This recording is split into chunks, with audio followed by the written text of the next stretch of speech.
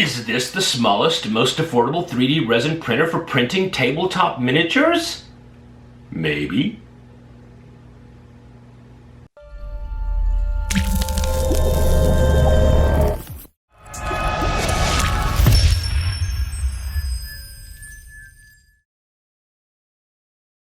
Okay guys, the printer we're going to be looking at today is the Sparkmaker. The Sparkmaker by Sparkmaker. This is really a cool little printer. Comes in this awesome box. Also comes with all the goodies that you're gonna need. Comes with your filters to filter your resin. Comes with some nitrile gloves, a mask. Comes with this cool metal scraper for removing the prints off of the print bed. Also comes with this neat little plastic tool for fishing out cured resin that happens to be inside of the vat. Check out how small this little beast is, okay? Look at this, okay. I'm holding this in my hand. It weighs around 5 pounds. I've got a can of SprayWay glass cleaner. Check this out. So all you guys out there that have a small desk, say you're working on your miniatures and you have just a tiny corner that, you know, you can, that's all you have, that's all the room you have left, you can fit this in there. I mean, this is like a small dinner plate as far as the size is concerned, and you can still get quite a few miniatures on here. In fact, what we're going to do is we're going to go over to, I'm sure you can see it in the background, is we're going to print a fire elemental, and I'm going to show you how to set that up in Chitubox, which this little guy comes with Chitubox. It works well with Chitubox. In fact, that there's a already preset Sparkmaker profile on Chitubox. That's awesome. Another cool thing about this printer is it has a single dial. Let me show you this. You have a 24 volt DC battery supply, or you have a 24 volt DC power supply. The power supply plugs in to the rear of the printer like so, and as you can see, as I turn it on, the switch is right here on the cable. Now if I turn this on, you'll see a ring, an LED ring here, which is this kind of a light blue, which is basically telling me, hey, there's no SD card. And guess what? The SD card is right up front where it's supposed to be. That's cool. This vat is actually secured with 2 Allen screws. So, you know, I would have liked to have seen maybe a knurled nut. That's my only kind of wish would have been a knurled nut here to remove this more easily, but it is secure, and this one particular Allen wrench will, you actually remove these 2 screws or bolts here to remove the resin vat. The same Allen wrench will also loosen these 4 bolts on the side, and I'm going to show you guys how easy it is to level this thing. Probably one of the easiest resin printers I have ever leveled. So we'll take a look at that in just one moment. One thing I forgot to mention is this operator manual. So if you are new to resin printing, this is literally a 70-page operating manual in English, and written really well, I might say, that goes over all the things that you're going to need to know about hollowing your models, how to set them up in Chitubox, how to set up your supports. There's a glossary in here that gives you definitions. Really, I mean, gives you actually, what's FEP? I mean, there's a lot of questions in here about resins and safety, and it's all in here. I mean, this is a nice, heavy, colorful manual. I really appreciate this being in the box, because I think a lot of people, you know, you have to search everywhere for information, but it's all here. The 4 gig SD card that is in the box contains quite a few folders.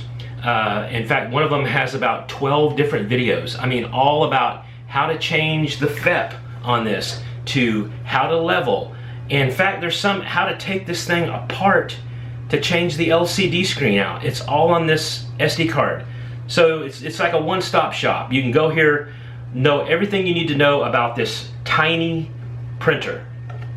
Now, I'll give it this. It does not, I would say it doesn't print, as far as, let me just do a disclaimer here.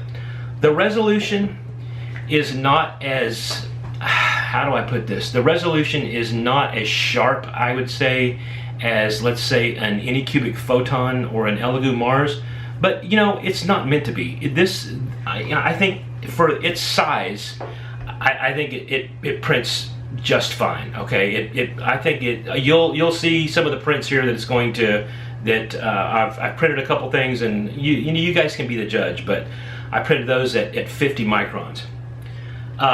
One thing I wanted to mention is this little guy uses an actual LED array.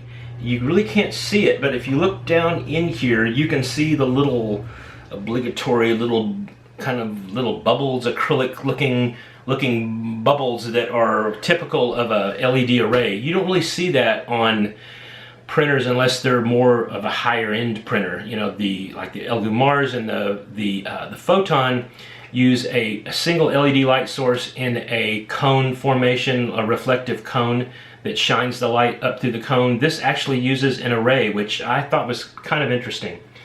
There's a lot of plastic.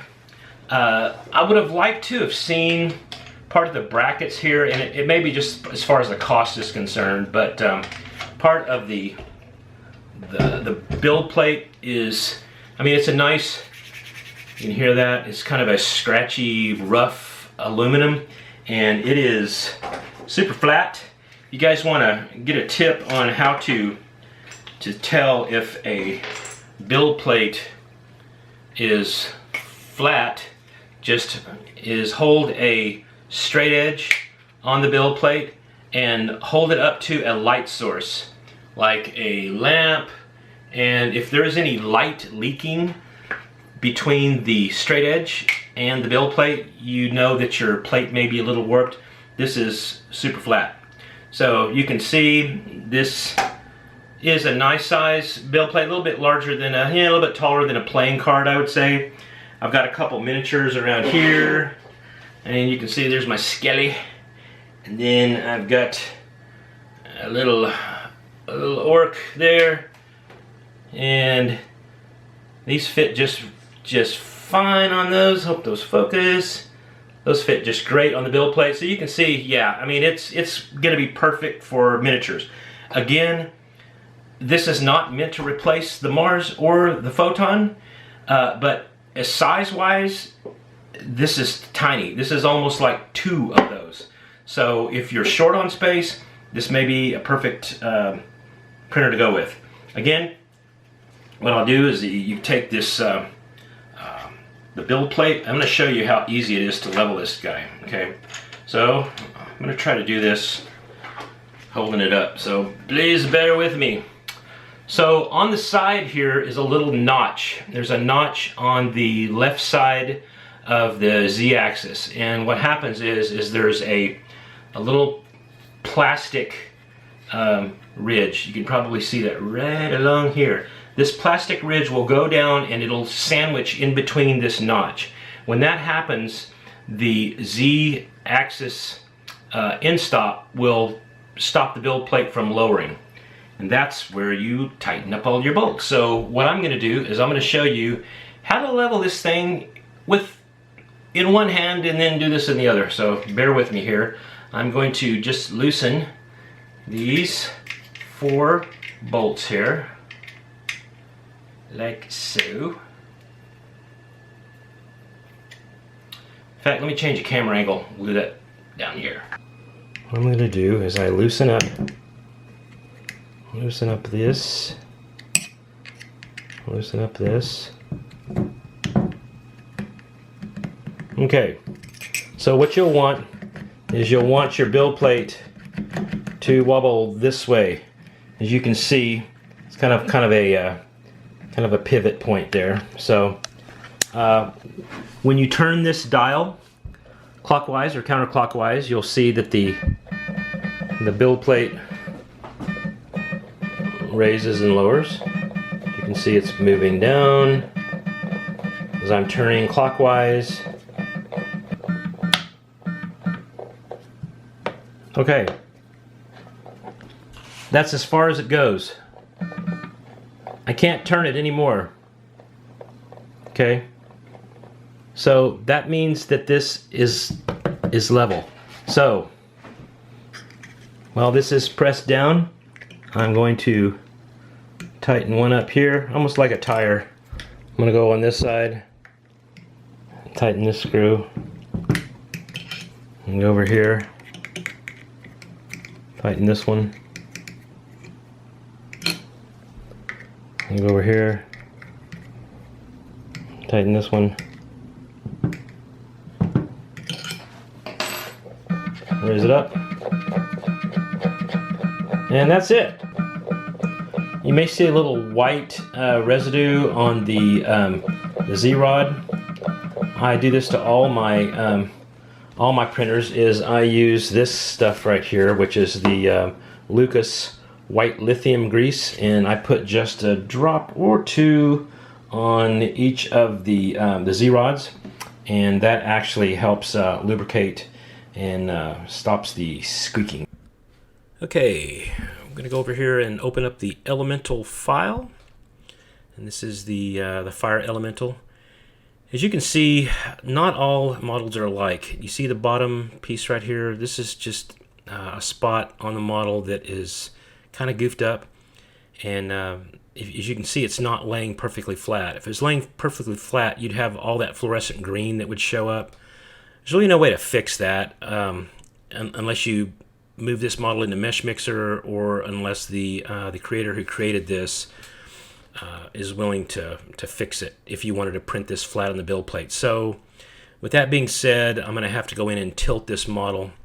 So what I'm going to do is I'm going to move it to the side. Another annoying thing I've noticed with the new Chitubox 1.6 is if you're using Sparkmaker and other types of resin printers, that you'll get this annoying plate. You see this platform that it sticks in there, and there's really no way to remove it, but I've kind of figured out a trick to get rid of it. So what I like to do is I'll go back into my settings and I'll change it from Sparkmaker over to an Elegoo Mars. As you see, it's still there, but if I go to the supports, it disappears. So what I'll do is I will go through, and I'm going to go through and support the model now. And what I like to do is, again, I could have printed this flat on the build plate, but since that, there was a deformity on the bottom of the model, I decided to print it at an angle. And what I want to do is I want to, especially on the fire elemental, you can see a lot of the flame tips that are the way they're pointing. You really want the model to try to build upon itself, so you have fewer islands. So what I'm doing is I'm just kind of going around the edges now, just adding some supports. I don't want to get too many of them close together, because what happens is it's almost like a tree in the forest effect. So if you get too many trees that are stuck together, you have a tendency for resin to pool between the two, and it causes issues with your layers not printing correctly. So I'm going to go through the bottom here, and there's really no rhyme or reason for why I'm putting some supports here, but you can see I'm using all heavies on the bottom because I really want this model to get quite a bit of support. So I'm going to, you can see here, the bottom's pretty much supported. So what I'm going to do is I scrub all the way down, and I just start slowly scrubbing up. And I'll use my arrow keys on my keyboard as I slowly scrub up through the model. And you'll start to see little islands appear. You see this little island that's over here? What you want to do is when you move your mouse underneath it, the little black circle will kind of converge on itself. When it converges on itself, that's the point that you want to select and put your support where that black circle converges. So I'm slowly using my arrow key back and forth, and you can see I'm just kind of keeping an eye up. There's another island right there. What I'll do is in fact, there's one little piece there too, it would grow out on itself. I'll probably put another support there as well. You can see there's one there. And let's see, Yeah, I'm gonna go ahead and put one in there because sometimes the little thin pieces of resin that cure, you might lose them as they're building. So better safe than sorry to have an extra support. But as you can see, I'm just clicking through using my arrow key, my up arrow key on the keyboard, and going through and looking for islands. And what I'm going to do is I'm going to put a support right there. I think I set that up as a light support. And I'm going to change my mind. Let's do a heavy. Again, sometimes this is a real pain because what it wants to do is it wants to put it on top of the... I try to get everything as the supports off of the model itself so I don't have any pock marks.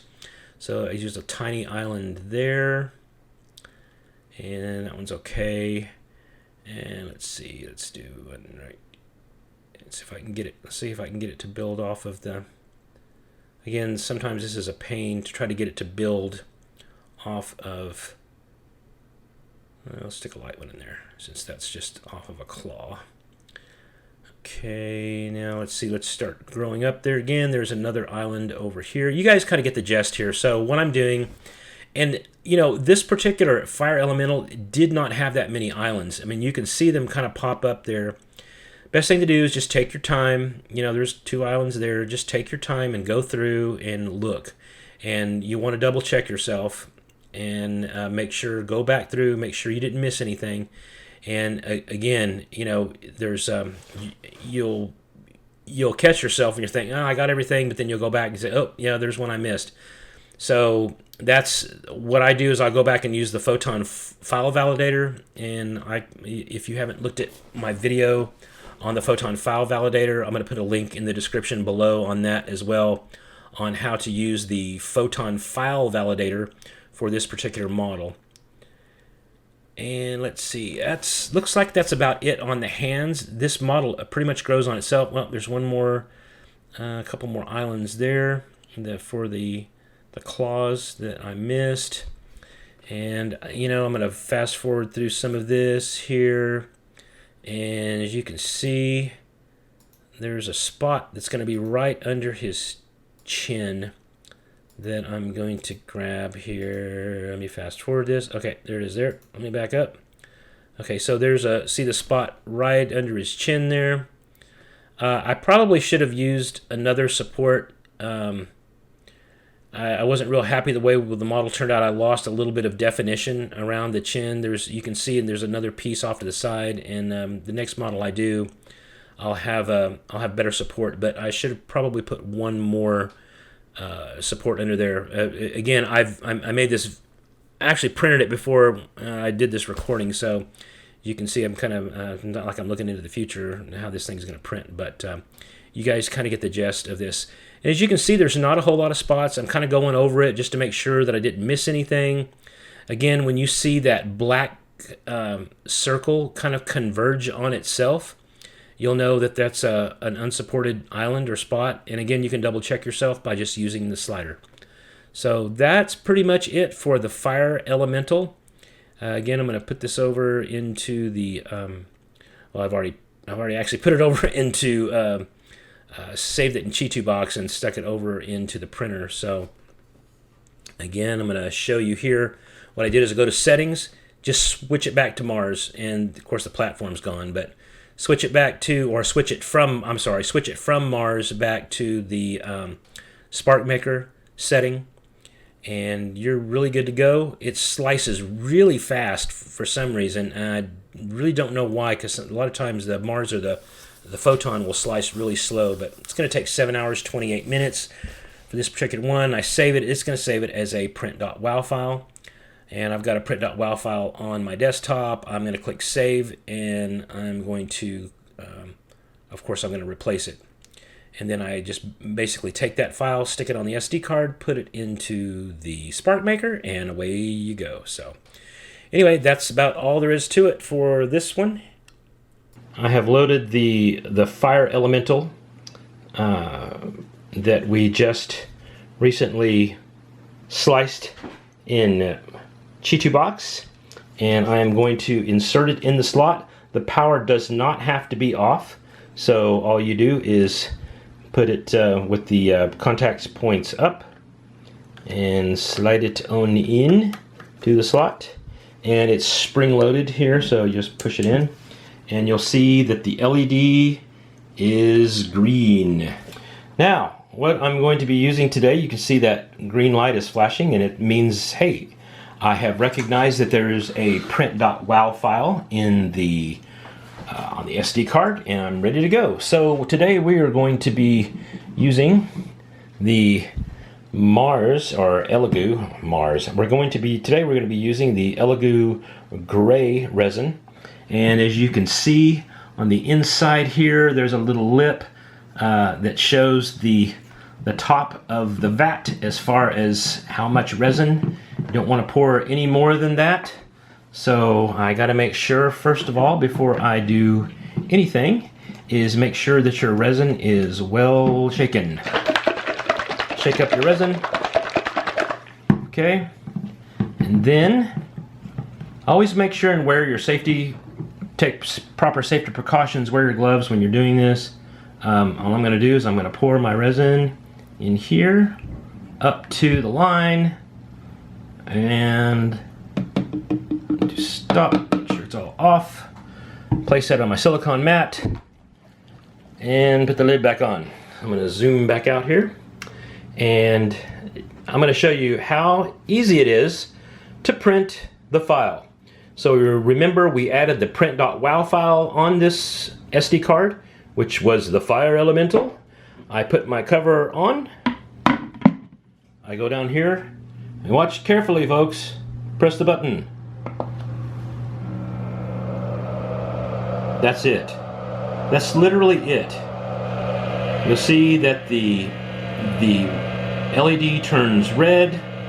You'll hear the fans kick in, and now you'll see the build plate is lowering. Okay guys, I took the fire elemental off of the printer. As you can see, it turned out great. The light supports that are around the face, again, I have heavy supports around the bottom. So we're going to take these supports off and take a look at it.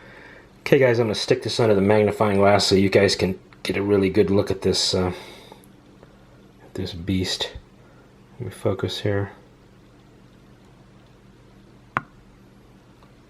Oh, you can see it did not turn out bad at all. There's the back. So here's the fire elemental. I actually, again, I'm showing this through a magnifying glass here, so please bear with me. But this was primed with Krylon Rust Primer. And I have a package of Rub and Buff. So this is not painted. I just used some Rub and Buff. I used some red to first and kind of hit some of the highlights, and then went back with some yellow to kind of enhance some of the flame effects on this guy. So yeah, I think it turned out kind of cool. I mean, well, I'd want to hit it with some clear coat or something just to kind of make this thing, just make sure it's all nice and sealed. But just for, you know, knocking this thing out in 5 minutes, I mean, this is pretty much tabletop ready. So yeah, I really like the way this dude came out. As you notice, if there's kind of a modeler's trick here, but take an old prescription bottle and take the blue sticky tack that you get in the usually get it in the picture framing hanging section at your local Walmart. It's a blue sticky tack. Put it on top of a prescription bottle. That way you can hold it while you spray paint it, or actually while you're doing your modeling and your painting, you can use that. It actually works out really good. One of the other models was the Gnome by Cast and Play. Focus, focus.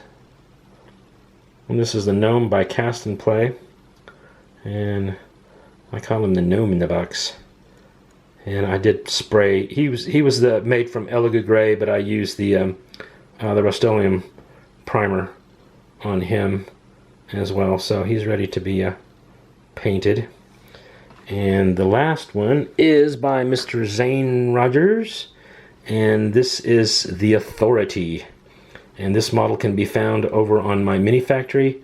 And you can see this dude is small, but the I wanted to print this model to show you what the Sparkmaker is capable of as far as the definitions of the resolution that this monitor, or the resolution that this printer can produce. So again, this is the Authority by Zane Rogers. I'll put links in the description below for this particular model. So those are the models that I printed on the Sparkmaker. Hey guys, thanks again for joining us here on 3D Print Farm. I hope you learned something today about the tiny Sparkmaker by Sparkmaker. I think it's a viable printer. I think it's something that for those of you that are limited on space, I think it may be a good option for you. And as far as the price is concerned, Sparkmaker will run coupons that sometimes will get this below 200 bucks. So it may be an option for you. I've seen this out on Bangood for $1.99. So yeah, I'll put links in the description below to where you can buy one of these. Again, I do appreciate every one of my subscribers out there. If you're not a subscriber, please consider subscribing. We've got a lot of information coming down the pipe here that I want to share with you guys. Got some new printers that are going to be coming out in a couple of weeks, and wanted to do a review on those. And a lot of you had asked questions about the new Chitubox, so I'm going to do some tutorials in that as well. So a lot of stuff coming down the pipe as well. So again, I appreciate each and every one of you, and I hope to see you again soon here on 3D Print Farm.